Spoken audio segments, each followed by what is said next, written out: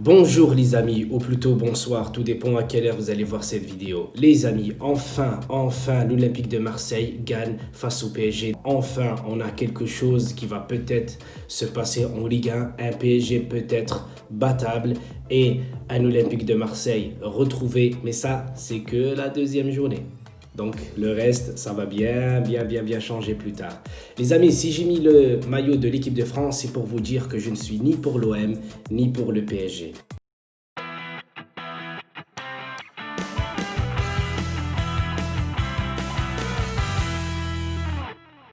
Voilà, je suis un grand fan de la Juventus de Turin et de la Serie A. Mais comme il n'y a pas de Serie A, il n'y a pas de Ligue des Champions, il n'y a rien de tout ça, je me suis dit, tiens, je vais regarder le classique. Le classico ou le classique, tout dépend comment vous voulez l'interpréter. Voilà, pour moi, il y a eu le PSG, le grand PSG avec la Tour Eiffel immense et le Vieux-Port qui est l'Olympique de Marseille. Le Vieux-Port, tu vois, c'est un jeu de mots aussi. Donc, le Vieux-Port a fait couler la grande Tour Eiffel qui est le PSG.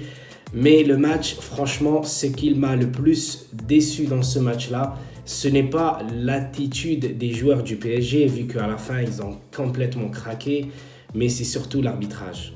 L'arbitrage, en général, a été très mauvais.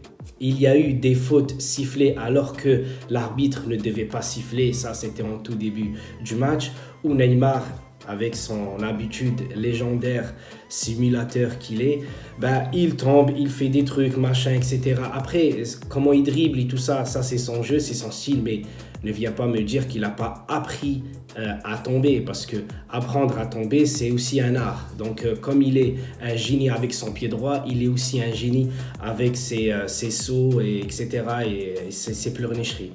Donc, il obtient un coup franc et après l'arbitre, je crois, il a mis un jaune au défenseur de l'Olympique de Marseille. Et là, petit à petit, on a vu que l'arbitrage, il a été très mauvais parce que même il y a eu des mains avec l'Olympique de Marseille. Après, il faut aussi l'interpréter. Il y a aussi l'arbitre qui peut interpréter l'action. On sait que l'arbitre, s'il n'arrive pas à se décider, il appelle ses copains qui se trouvent dans la petite cabine, etc. C'est aussi à eux de lui dire si évidemment il y a faute, il y a jaune, ou bien il y a coup franc, ou bien il y a penalty, etc. Parce qu'il y a eu des fautes des deux côtés. Il n'y a pas que le PSG qui a fait des énormes fautes. Il y a aussi l'Olympique de Marseille. Mais je pense que l'Olympique de Marseille, dans ce match-là, a été beaucoup plus solide que le PSG. Le PSG, à l'image de Neymar, il a complètement craqué. Par contre, Florenzi, il a été excellent. Il a été excellent avec ses centres. C'est la seule chose que je retiens du côté du PSG, c'est le latéral droit. Mais en même temps, c'est son premier match, donc il était là aussi pour montrer ce qu'il peut apporter à l'équipe pour qu'il joue plus souvent avec le 11 des départs. Mais là où je voulais en venir, l'arbitrage, il y a eu un but valable pour l'Olympique de Marseille. Heureusement que le score a fini 1-0.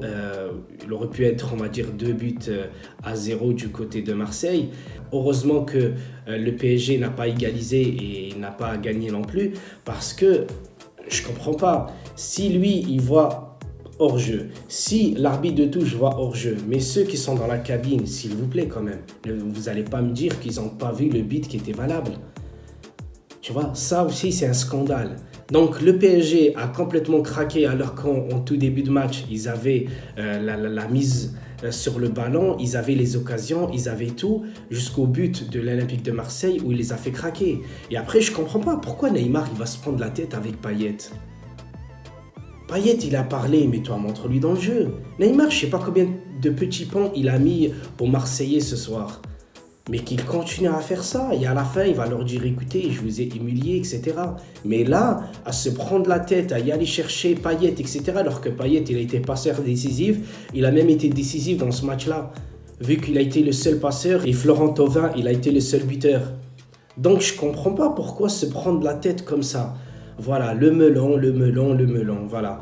Et en plus, il était même pas mûr ce soir, tu vois. S'il aurait été mûr, on va dire que, ouais, il a gagné, machin, il a été très fort et tout, donc il peut se la péter. Mais là, il se l'est pété.